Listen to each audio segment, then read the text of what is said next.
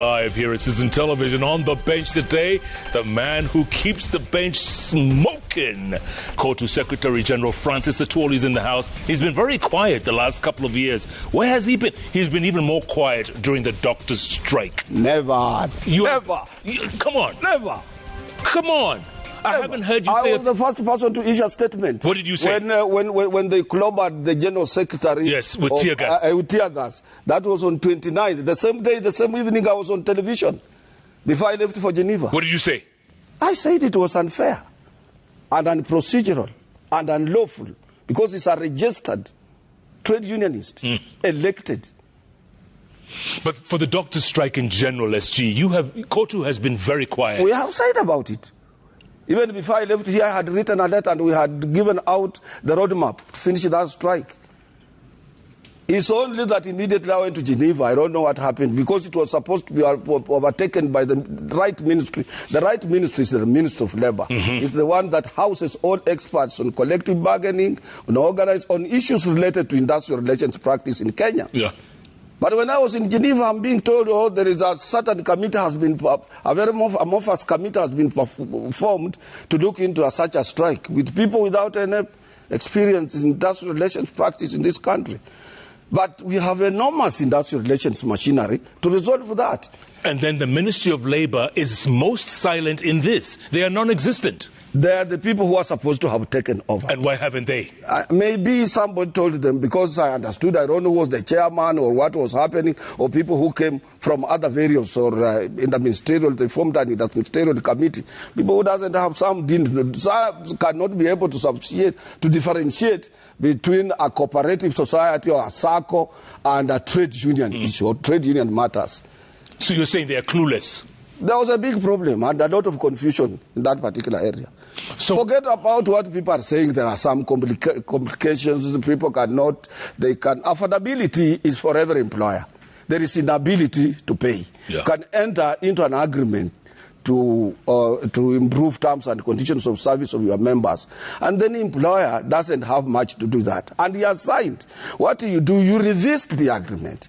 Which they've tried to do. Yeah. KPMD has tried to do, and the government is not listening. No, it's because, let me tell you, I don't want to go to that very much, because as I came back, I arrived here on 3rd. On 4th, I was in constant touch with the Minister for Health, and we were trying to see, and also with the Labour Commissioner, to see whether we can come up with a tripartite body to look into it. That tripartite body would have been representatives from the experts, the Federation of Kenya Employers, the Central Organization of Trade Unions, and then the parent Minister of Labour representing the government. Yeah. So that, and if we have some inequalities, or if we are unable to move, we get people like Ephraim Ngare, who are labor commissioners, people who have worked in Geneva and so on, or Karaoke, the past labor commissioners to chair, and we come up with a way forward to present to the government to look into it. If there are some complications which requires amendments of law, the doctors are called and they meet with the representative of the government, or the minister or the PS, to tell them, look, here we cannot implement this under the current circumstances. So what was the decision for the creation of the tripartite? What was the decision? I don't want to go into deep details now because it has been overtaken by events. Anything I propose, or we are now looking for another avenue.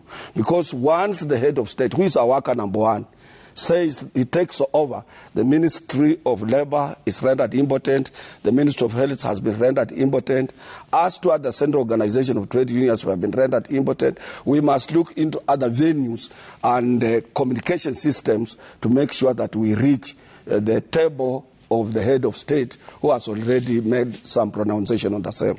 So now we have got to, what we have done as COTU, we have written seeking an appointment with the head of state. Yeah, that is the only where now matter lies, so that we can be able to update ourselves and we see whether we can be able to come up with other new venues to settle that. Because always the first and foremost thing a trade union and employer enters into is a return to work formula.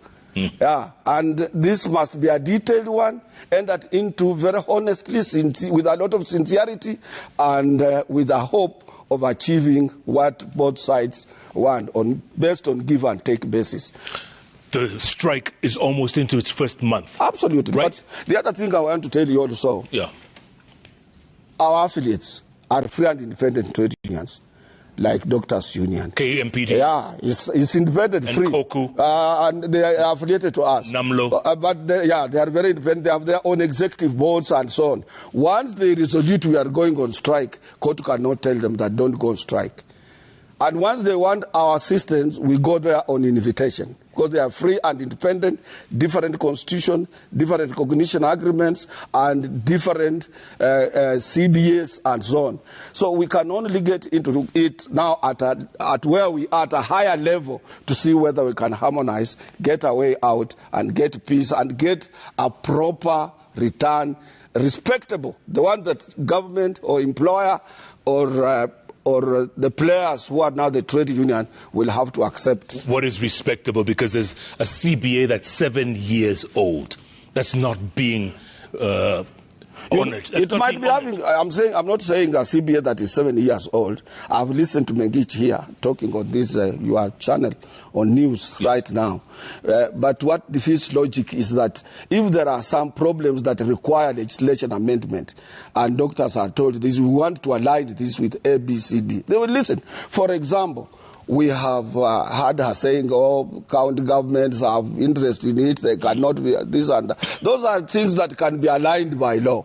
The law can be working out with the committee on labor in parliament, parliamentarians there in parliament.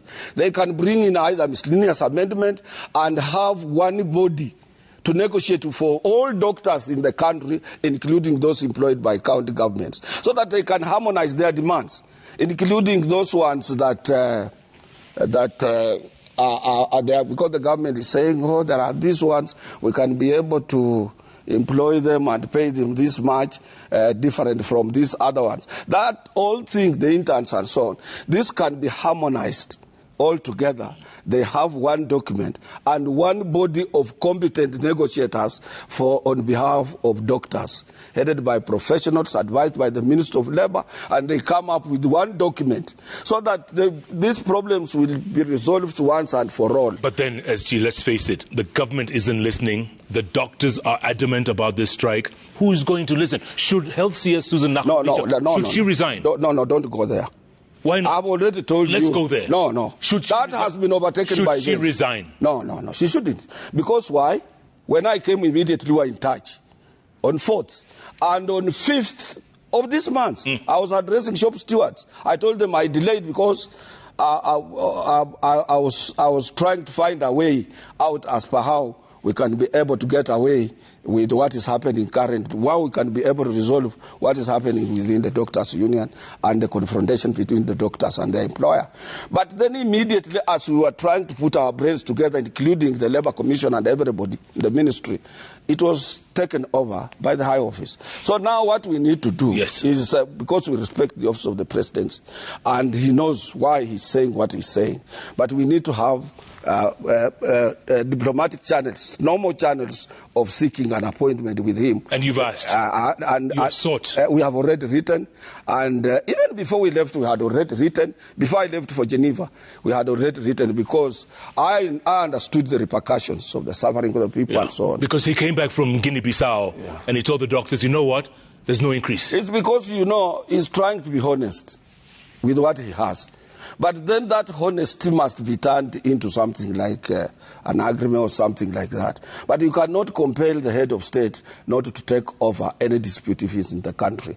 But what you can do as a citizen or as a responsible organization is to seek clear audience to find out ways and means, including what I've been telling you. And I've not several suggestions for those people who understand the dynamics of industrial relations practice and peaceful coexistence between employers and workers in any given country, would be able to come up with an agreeable document. And let me tell you something. Currently, our president has a very high name international as far as workers are concerned. Because last year in June, he addressed the International Labour Conference in Geneva. And he spoke very well.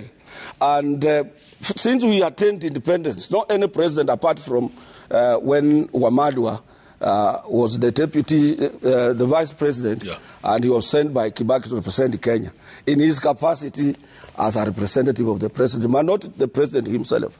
And William came to Geneva.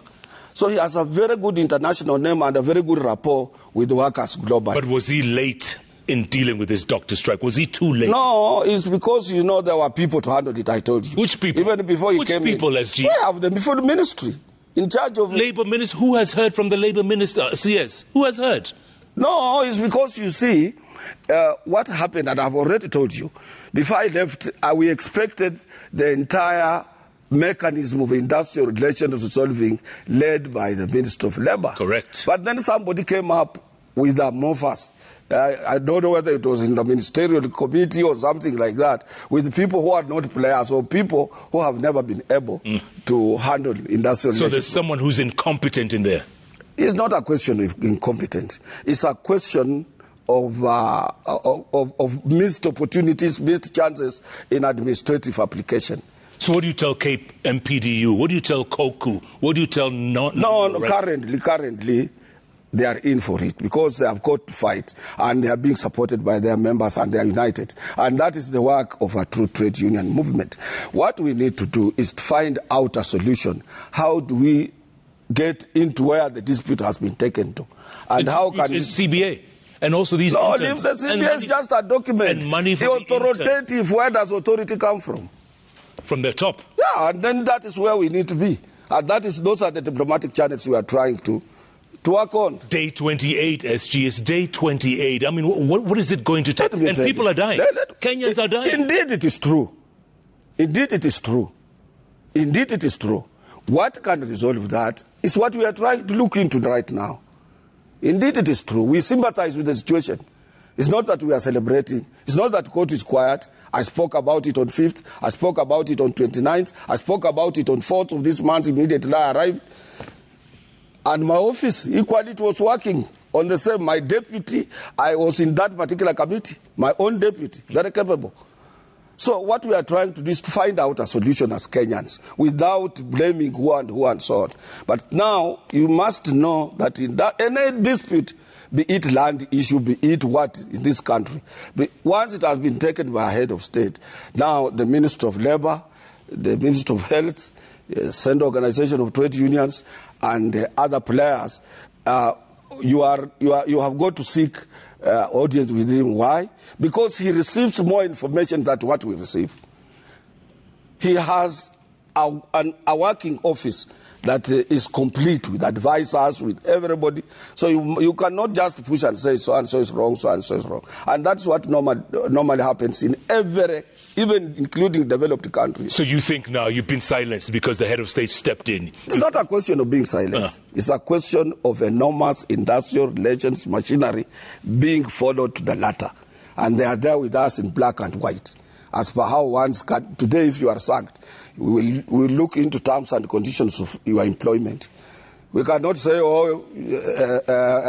Citizen or this media house has sacked Jeff Koinange, a friend of Francis Atwoli, unfairly, without looking into those terms, whether one or something was left out into it. Even if you went to court, they will look into details. It's not a question of politics and what have you. It's a question of professionalism input, and that is what we are looking at. Okay, looking ahead in this strike, other than that audience you seek with the head of state, what else do you want? What else do you think they want?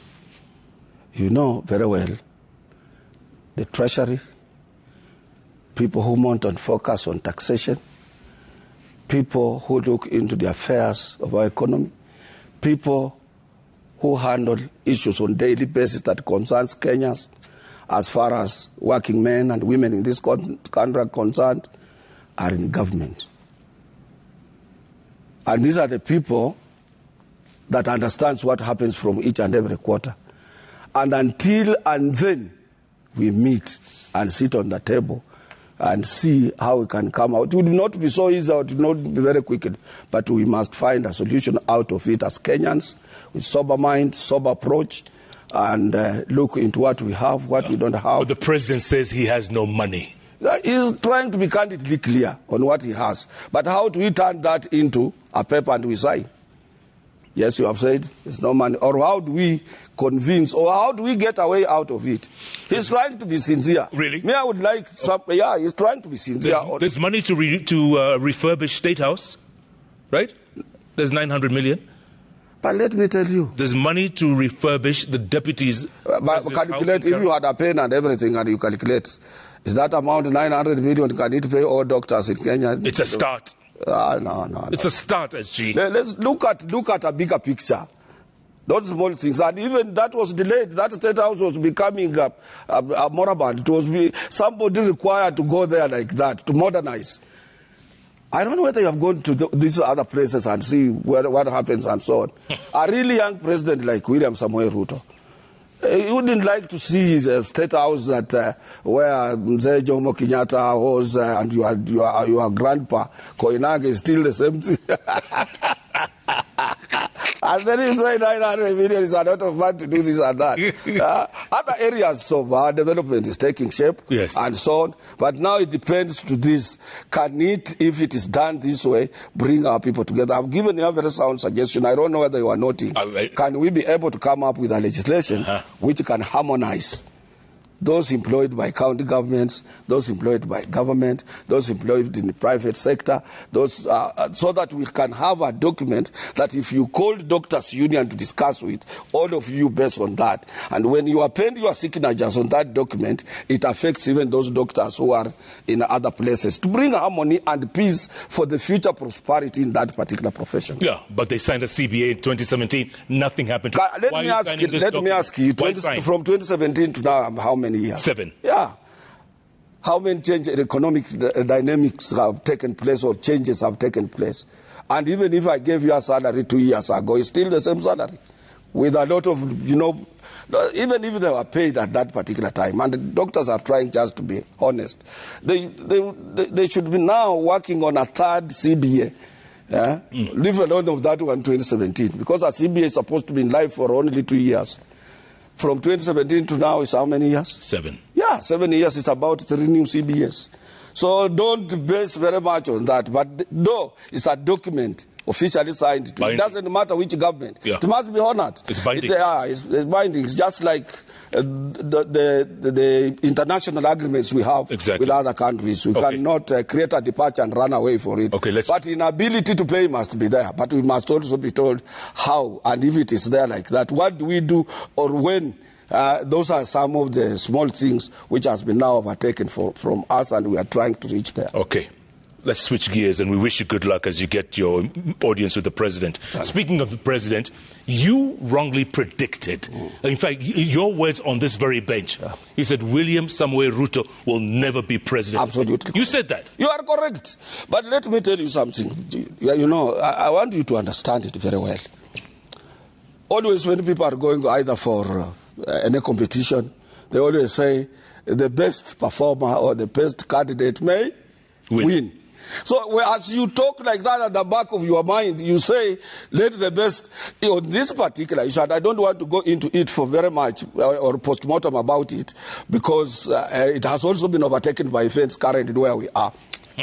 William was smart, and his smartness grew higher as per what I was talking, because he had a team.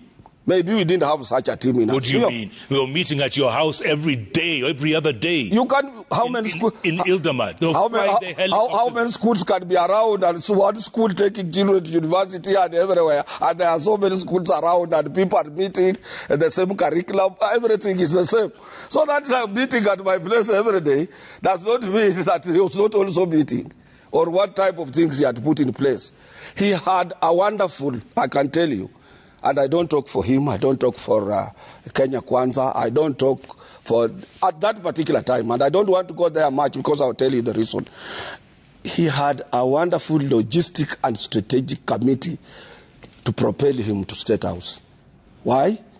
Because all what we were saying, be it in public rallies, everywhere, in our own private, they were monitoring, sieving, focusing, collecting data based on it, maybe from a ward level, and also assessing themselves after they have done all this, and then they say, this what Atwoli is saying does not match with this what is happening here. Now to overcome, and there are professionals there and politicians, and even themselves in their team as leaders after campaign, and then they say, this one we can thwart it this way, this one we can do it like this way. And Mark, you at that particular time, maybe you have met in Kajiado once, and these people are assessing you always. They wait you to say, William Samoei Ruto will not win, and then they come and say, true, if you come here, these people will be here. They have moved, they are here. This is what Atwoli is saying, is what is here. I'm still here. Can we get, how do we push here from here? In his own area, how many votes can we be able? Okay. And they succeeded getting the right answer more than what we used to. So while they were working day and night, you people were asleep? We were not asleep, but we were, you know, what happens on this, I've told you, but the best candidate win. Because he has put proper mechanism in place. We might have put a lot of mechanism in place with a lot of hope. We have a president, we have askaris around us, we have everybody. You have the deep state. We have a deep state. We go and sleep. And these chaps, they say we must go there. And this is our aim. When they meet in the evening, you produce your report, you produce your report, you produce your report, you compare with what Atwoli has said in a rally or somewhere else, and then Atwoli is overtaken by events for the purposes of strengthening your position to win elections. So William Samoei was smart, and I salute him from wherever he is. Yes, you saluted him, but you were... I was the first person. No, you were not. I was. You were very quiet. I was. You were quiet. After Supreme Court, I was the first person from Azimio asking anybody else. And I said I'm going back to the office because I was not looking for any position. Either to become a deputy president or either to become... I went there because my executive board has resoluted that that can be the channel to exert pressure on any government on behalf of workers. So as I went back to the office, and I said, I even said, tuko katika imaya, William. After the, because let me tell you, Jeff, and I've told you on several occasions, it's better 1,000 times to have a bad government than not to have one. Go to Sudan, our neighbors here had an office, of our regional office, of East, larger trade union federation of Eastern Africa. In Khartoum. In Khartoum. Go there is nothing. So once has been confirmed by the Supreme Court as your president, and you are a responsible citizen, and you want to accept people to move towards direction, and people do their businesses freely, give that particular person support. And he had a manifesto. Let that his manifesto be implemented by him. Okay. So you congratulated him? I congratulated him. I was the first person. But at the same time, you were so close to Baba. Yeah. And probably still are. You're still close to Raila Odinga. Obviously. Because why? For two reasons. Raila is not only politics. He's my brother-in-law. Nobody doesn't know that. He's my brother-in-law. Even if we disagree. For example, I moved first from Azimio and so I was the first person to congratulate William Ruto. And all our people who remained behind said this Atwoli, oh, this and that and so on. Came up with what now I'm hearing, politics of betrayal, politics of what? I said we have been defeated, my friends. And we cannot go back and say we are reclaiming again. All stages of confirmation of a new president and so on has been carried out. And fairly, there is something we might have not done, but I don't want to go there. Let me tell you, I don't want to go to that debate. Why don't I want to go to that debate? I have never seen, me I've seen all successions. I saw your grandpa, Mseko Inange. And I used to, when we are going out to Nakuru, he drives at night, he gets to State House at night. Yeah. I saw him. I met him myself. I have seen all those successive governments in this Republic of Kenya. But I have never seen what President William Samoei Ruto has done. Which is what? Raila Odinga, who is my brother-in-law, he is a member of ODM, a leading Azimio leader. But you know, when Ruto gets information, Raila wants to become the chairman of the African Union, he just says, toa hiyo mesa, toa hiyo viti, kila kitu, nipe jacket, he's out, without formal agreement, without handshake, without anything. taking everybody unaware, including those in Azimio, including those in the ODM, including those in Kenya Kwanza. Kenya Kwanza moves first to support the move. We at court, we say that is a good move. But to create more peace. There was a statement. There was a handshake in Entebbe or somewhere in Uganda. They met. No, that was not a handshake. By the they were looking. I've heard that somebody from Djibouti wants to come up yes, today. Today. And there's the Somali woman. Who is his proposer? And William is intelligent. He said before I get out of East Africa, I want to know who will have to propose my candidate. So they had to go to Kampala. That was not a handshake. It was sort of a handshake. No. You saw them together smiling. It was looking for ways and means. If it was a handshake, then what are the parameters and agreement of the handshake? Of what they want to do, such as the one they did with Uhuru Kenyatta. That this is what we want to do, this is what we want to do. There's nothing like that. And nobody invited William. He decided as a Kenyan that if this is a Kenyan, they will oppose to me. It's not a question that we want to play it safe. He could have gone alone. He didn't have to take Baba with him. No, he could have gone alone, yes. But the person who will propose the candidate must ask the candidate questions. We have now a proposer, we have a seconder, we have various supporters on the efforts William Samuel Ruto has made. He has taken over the whole of the West Africa and Central Africa republics. You cannot now go there and say because it's a French-speaking country and I'm a candidate, they will give me elections. They will vote for me.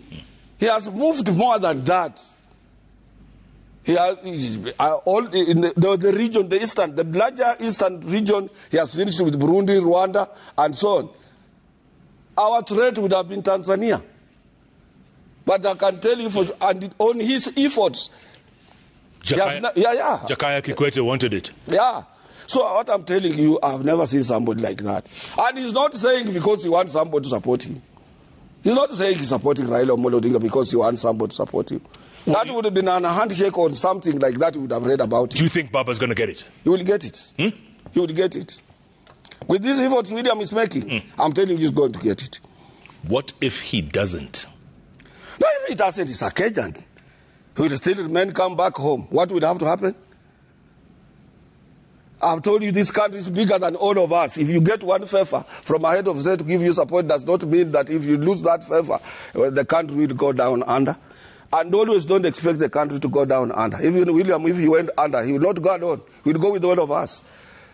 So always wish them well, wish whoever might have been defeated well, have a cohesive, one united country that you can pick on and enable and do whatever you want to do. And that is the policy of this young man called William Samuel. When's the last time you spoke to your brother-in-law? I think it should be about 2 weeks or 3 weeks or a week ago. What did you say? I mean, did you talk about the candidate? No, we didn't. I told him because I had heard from my colleague from Nigeria saying the Nigerian government has already resoluted to support him. And the Minister for Labour in Nigeria went public in a workers' meeting and said our government is going to support Raila Amolo Odinga. So that's the information I had heard from a person who had gone to that conference. And I called him, said, my brother-in-law, congratulations, the Nigerians will be supporting you. When's the last time you spoke to the president? Other than writing a letter? No, recently when he was in Kakamega. Oh, okay. Yeah, recently. When he's in Kakamega, he allows us to sit with him. He's an opinion shaper. He wants to hear from all of us. And that has endeared him very much to Kakamega leaders where I was born. And he doesn't want to have dinner alone without any leader who is around in Kakamega without being around him. So he's accessible. Cannot say he's not accessible unless when he's very busy. And I can tell you what. Let me give you a good example he did to us. I met him for the first time after he has won election on 1st of December. And then with the team of the Western leaders. And after that, I asked him now if I could bring the larger number of workers to also to meet him and make their suggestions and appeals and share their experiences with him. So he gave us on 14th, I think, of February, we met him. 14th of February, we had a couple of issues that we asked him, of which all implemented. One was to preside over last year's Labor Day, of which he did very successfully. It was the most successful Labour Day, he came. The second one was to come to Geneva. We invited him through the Director General of the International Labour Organization, Brother Gilbert. He went, he addressed the conference to Geneva, and he gave a wonderful speech. And then the third one, the fourth one or so, was to open the African Region Trade Union Conference, which was attended with almost 1,000 delegates from all of Africa and abroad. He had an opportunity to meet our global General Secretary of the International Trade Union Confederation. And when I was there, I asked him quietly, Your Excellency, as such a conference in every country it has been, it's not only left to workers or employers, government comes in with a token to give support. You see all these people, and also to show their solidarity with workers, because under tripartism arrangement we are three, is government, employers and workers. So what are you giving to this? He said, I will send my donation. I said, yes, if you did so, it will reduce our burden with the, Did you send it? With the hotel. He fulfilled, he sent 10 million shillings to the hotel to reduce that. That one he fulfilled. So all things that we had organized for him to do. The other thing, we had an opportunity on housing levy, because that is when we had started that. We asked him during Labour Day, please come and explain to us. He went to State House and he came. And he met all general secretaries. And now you're being taxed 1.5%. You know, it's because some of the things that are happening in this country, which has been happening elsewhere, becomes alien to us, because we have been silent and quiet in our own cocoons without knowing what is happening. Go to Algeria. They went the same route to finish slums. You must have a master plan to finish slums. What matters, are you represented on that particular board? That implementing board. We are on that board legally when they were coming. And your workers agree with it? I mean, they have no problem? It might not be that everybody would agree, but then this is during its teething problem. It has got to start, go on and so on. If it reaches somewhere and our representative on the board and say this is what is happening, can we be able to resist either to look into it this way and that way? Then we will, when we reach there, we'll have to look at it from that way. It is not everybody who can agree. Currently, even people are not agreeing to pay taxes. And you remember during Kibaki's time, I supported the government. I said there are tax evading people who are not paying taxes in this country and so on.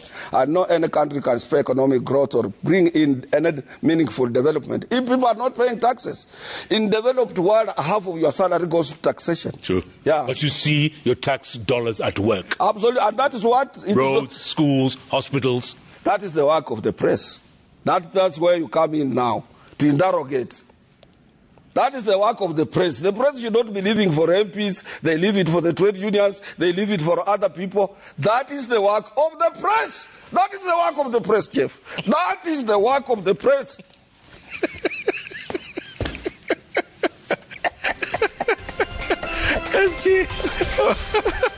I want to take a break right now. Come back and talk about Luya unity, or lack thereof. You once said you will unite all of Luya. I will answer you that. Huh? I will answer you that. It's the work of the press. The press. Keep tweeting at Koinange Jeff. SG is coming out guns blazing at Citizen TV Kenya. The hashtag is JK Live. JK Live takes a break. We'll be back in a moment.